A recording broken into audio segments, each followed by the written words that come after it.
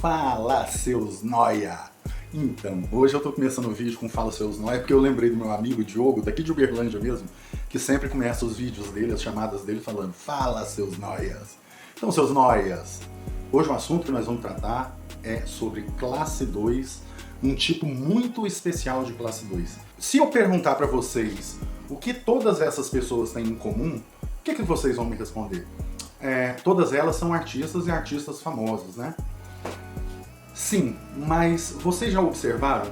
Todos esses artistas famosos que têm beleza, poder, dinheiro, influência, todos eles, exceto a Drew Barrymore, fazem papel ou de louco ou de vilão nos filmes.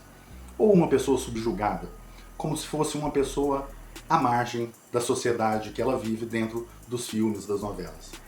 Bom, isso está muito relacionado ao tipo de sorriso da pessoa. As pessoas que têm disfunção do tipo classe 2 são estigmatizadas por conta de formato de sorriso, principalmente. E não é diretamente por conta disso. Acontece que essas pessoas têm comportamentos defensivos dentro do seu relacionamento social que fazem com que ela transmita um caráter de que são mais agressivas ou desatentas com os assuntos que são tratados com outras pessoas. E isso dá a elas uma conotação ruim. Nenhuma dessas pessoas deixa de ter talento, mas elas têm limitações sociais em função do problema ortodôntico ou oclusal que elas têm. Mais especificamente hoje, nós vamos falar de um tipo de classe 2, que é o classe 2 limpa-trilhos. O maior exemplo do classe 2 limpa-trilhos é esse cara aqui, Freddie Mercury, que, em homenagem a ele, esse grande artista, vai acompanhar a gente nesse vídeo ali atrás na TV. O classe 2 limpa-trilhos, ele é um indivíduo que, dentro dos problemas que pode haver entre os classe 2, manifesta de forma mais gravosa esses sintomas. Eu vou recomendar para vocês que depois dêem uma olhada na internet em dois detalhes. Primeiro, aqueles 4 artistas que eu mostrei. Dá um Google e coloca lá em imagens. Dificilmente você vai ver uma foto deles rindo. No caso do Freddie Mercury, para mostrar a gravidade do problema, ali nesse vídeo que eu sugeri, é um compilado das melhores entrevistas dele. E todo o tempo você vai ver ele ou colocando a mão na frente da boca, ou a hora que vai sorrir, olhar para baixo, ou ficar de olhos baixados, ou vai estar com um cigarro na mão disfarçando, e nunca. Ou melhor, para eu que sou fã do Queen e conheço a discografia, já vi algumas fotos dele sem bigode, mas invariavelmente a imagem de Freddie Mercury está associada a um bigode. Por que o bigode? Porque disfarça o problema que eles têm de oclusão. Então, o limpa-trilhos, classe 2, é um indivíduo estigmatizado em razão do problema que ele tem. E é um problema que a gente precisa de falar. Grosso modo, ou seja, de forma geral, o classe 2 é aquele indivíduo que, por alguma razão, tem os dentes de cima à frente dos dentes de baixo. E isso não quer dizer que o problema seja exatamente esse.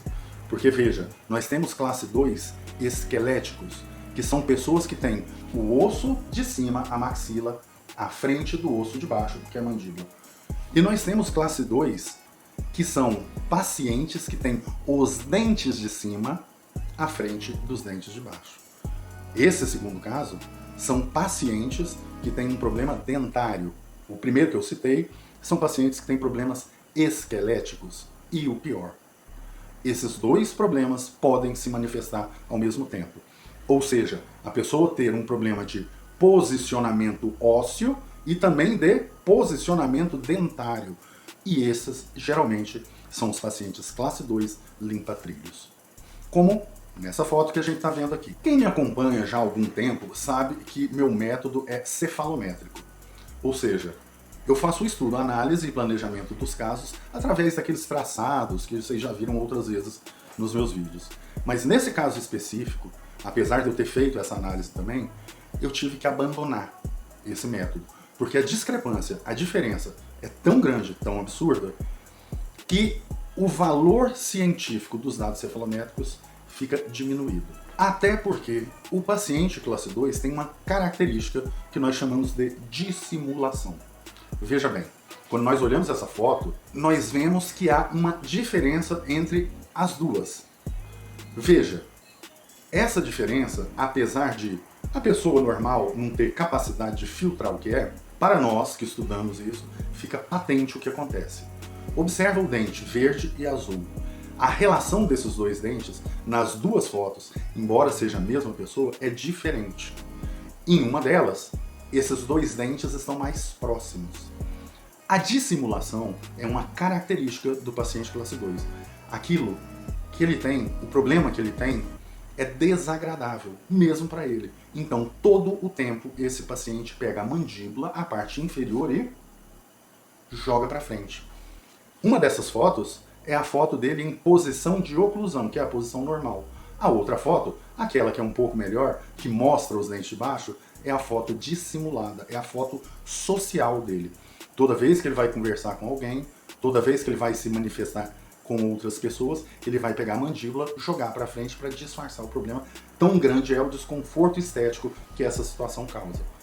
Esse é o segundo motivo da gente não usar a análise cefalométrica, porque esse paciente, quando vai ao laboratório de radiologia fazer os raios-x, as tomadas fotográficas, ele mente a posição dele. Então os dados vêm falseados para a gente. Então vamos lá, reforçando. Classe 2 esquelético é este paciente aqui, em que a posição dos ossos são discrepantes. Observa que o osso de cima é muito à frente do osso de baixo. Pacientes classe 2 dentários é este caso aqui.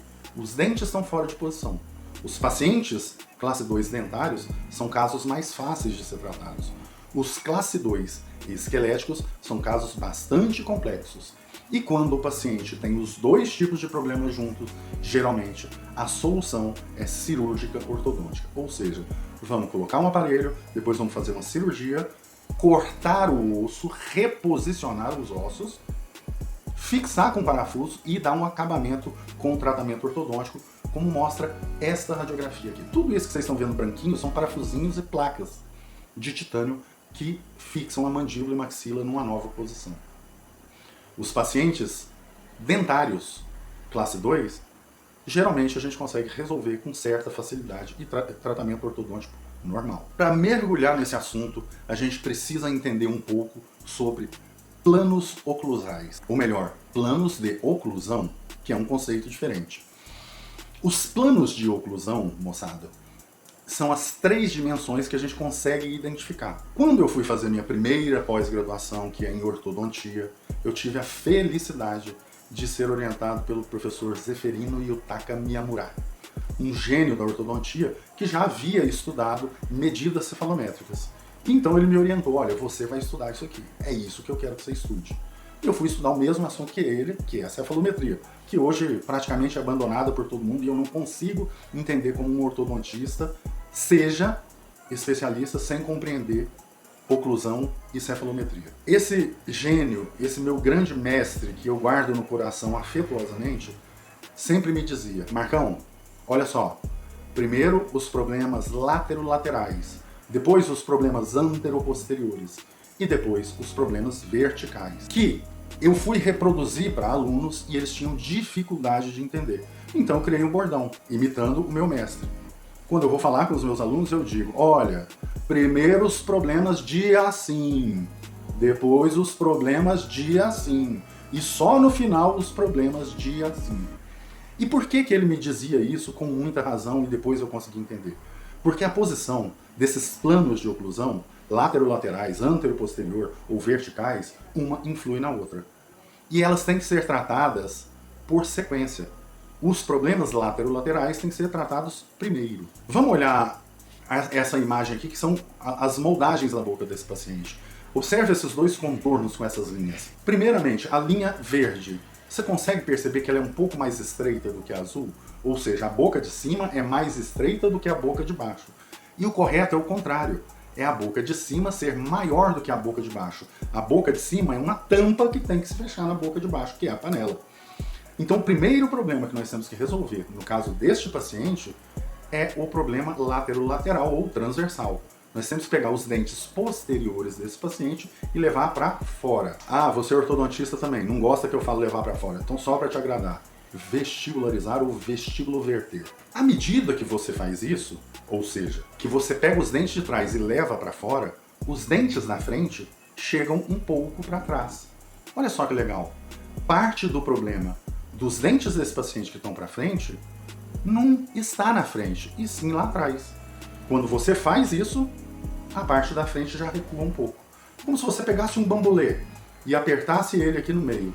Quando está apertado, lá no meio está estreito, e aqui na frente está mais alto. Quando você faz isso com um bambolê e abre, aquela parte de cima do bambolê diminui. Parte dos problemas dos classe 2 estão lá atrás, e não aqui na frente onde a gente vê. Existe uma segunda razão para isso. Quando nós pegamos esses dentes de trás do nosso paciente e desinclinamos, ou seja, levamos eles para frente, começa a haver um contato aqui, ó. Esse contato faz com que a parte da frente da boca se abra um pouco. Vocês vão lembrar de fotos desse paciente em que no fechamento normal dele não aparecem os dentes de baixo. Esse é um outro problema que nós temos que tratar. Mas mexendo lá atrás, a gente consegue atenuar ele.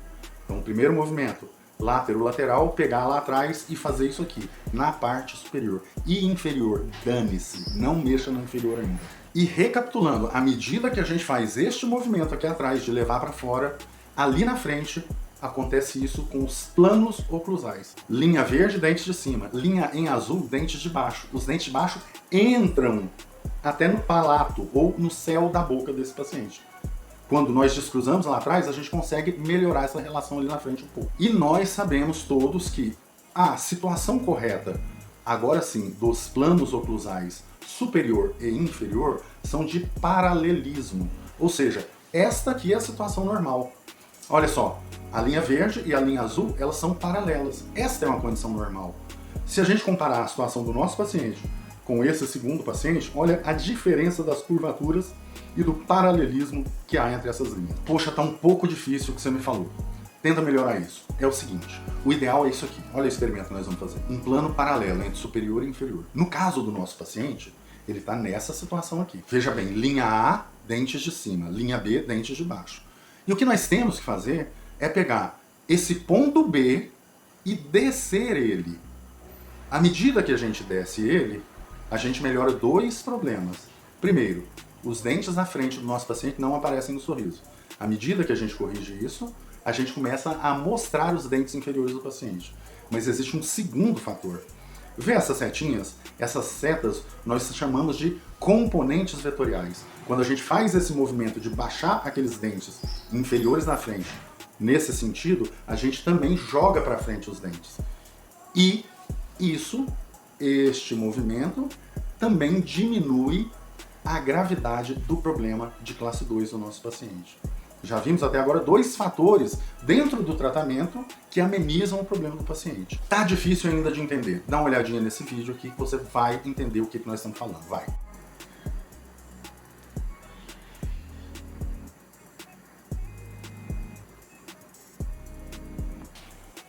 Conseguiu? Olha só, qual que é o nosso objetivo?